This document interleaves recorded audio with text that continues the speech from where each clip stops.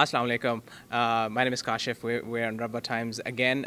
As you know, we've introduced a lot of guests here to our audience, and we're here with another very good person, very generous guest who has come to USA Jalsa. His name is Brian Levin, and we'll start our conversation. Brian, thank you so much, first of all, for coming to the Jalsa Salana here. Oh, thank you for having me. Brian, if you could briefly introduce yourself and the organization, the association you work with. Sure, I'm Brian Levin. I'm director of the Center for the Study of Hate and Extremism at California State University, San Bernardino. Thank you so much. I guess the show's over. Thanks. We're out of time. All right. So basically, your association works to counter hate and extremism wherever it occurs, all around the world. Or is it in the United States or? It's primarily North America, but we look at extremist movements from all over the world. Okay. But particularly those that impact the United States. So some, for instance, like Daesh. Right. We monitor as well, but we tend to stick to those that affect American interests, and that could be against our allies as well. So that gets pretty broad. I see. How did you get to know about the Ahmadiyya Muslim community, and what made you come here and speak at the Jalsa Salana? Because I read. So you I know about Sufis and Shia and Sunni too. You know? Right. So you found out, you knew about the Ahmadis and you got in touch with the community? You know, they are so wonderful in our local community that unless you have your head in the sand or your body under rocks or something, you have to run into them because they do just such incredible work with regard to interfaith tolerance, to humanitarian aid and helping out the underprivileged, that's how our paths cross. Great. So since you're an expert in the field of hate and extremism and everything. Analyst, expert, keep the expectations low. All right, analyst. And we know that, on the one hand, we have people like Daesh and ISIS who are doing horrible things, apparently in the name of religion. And on the other hand, we have people who are exploiting these events in the United States, for example, and playing into their hands. And there's this rise of Islamophobia. How do you think the True Islam campaign plays into all of this and tries to counter both?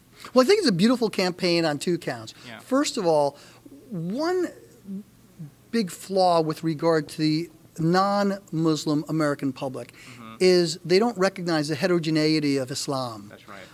There's 1.5, 1.6 billion Muslims in the world. So an Ahmadiyyan in Southern California is not the same as a Sunni in southern Egypt, and is not the same as a Shia in Lebanon, and may not be the same as a Sufi in North Africa. Right. So anyone that reads, I read. They have the internet now. You don't have to buy the books. Yeah. It's easier. Would know about the heterogeneity of faith, just as a heterogeneity within all the Abrahamic faiths. Right. So you bring up a good point, and you bring up about this. You bring up this point that Islam is not a monolith, and many people treat Islam as a monolith. And talking about such people, I have a lot of online debates with the new atheist that movement. will get you somewhere. They're real tolerant, real open-minded. Right. So there you go. So the anti-theist, new atheist movement, they're big on ISIS are the true Muslims, and people like me, Sam Harris calls me a nominal Muslim. There are many new atheists who call me a non-Muslim. Who's he? Like Reza Aslan says, if someone says they're Muslim, I take them at their word. Yeah.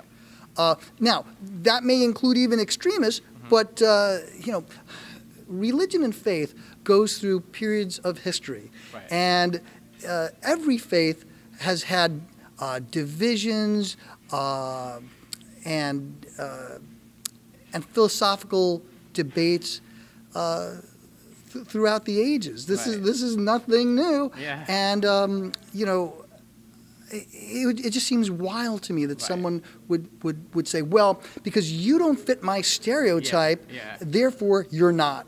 But there are some wonderful secular, tolerant atheists that are out there who think that this kind of religious bigotry is casting a pall across all of atheism as well. Because let's remember, too, atheists face severe discrimination around the world, and it just seems to me to be a bit ironic That's right. that one of the groups that faces Right. the wrath of countries around the world is now pointing fingers saying, well, no, you're not legitimate. Right. People are entitled in a free, civilized, pluralistic democracy to define themselves and their faith. And that's why we're here. Well, thank you so much for those comments. And actually, multiple polls have shown that the favorable ratings in America of atheists and Muslims is the lowest. It's about 40%. And you're right. It's unfortunate that one of these groups would try to demonize the other group and try to delegitimize the other. It's incredible because Yeah. if you wanted to pick like a faith community, one would think that atheists would say, wait a minute. Yeah. Separation of church and state, Right. free speech, Right. Humanitarian giving, Exactly. irrespective of faith, Right. that they would embrace that. But go figure. But I do know, and Right. I have dear friends who are atheists, who are not bigoted. Right. But unfortunately, some of the folks out there who Right. are very public and prominent are trying to cast a pall across a faith community that is centuries old and very diverse. Right. And again, a couple of things that aren't looked at, and then I'll just field some more questions, is, some of this is the effect of post-colonial governance vacuums that create symptoms that then end up having some kind of theological connection, right? Because there's a problem with governance and oppression of different groups. Right. Right.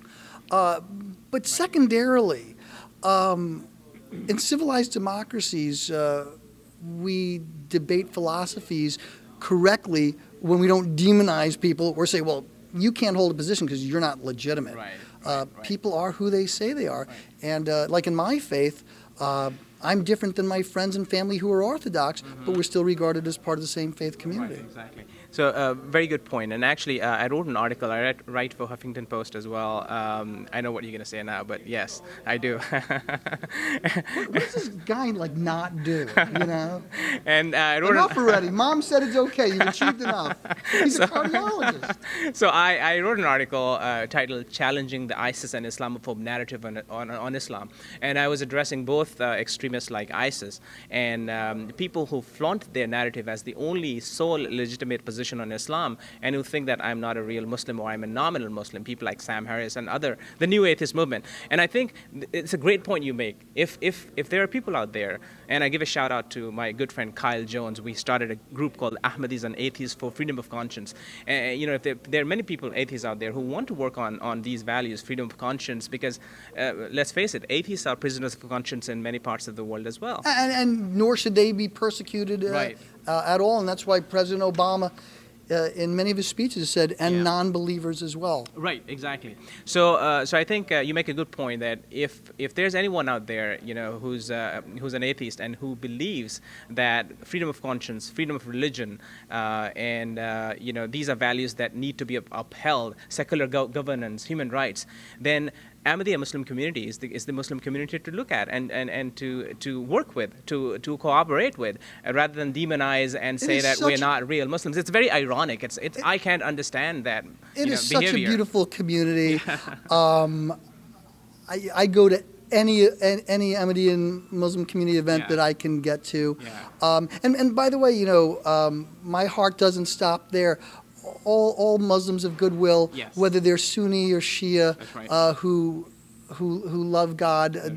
There's no, for me, the way I was raised, Right. is there's no division. And in my faith, righteous people, irrespective of their faith, Right. are blessed. Right.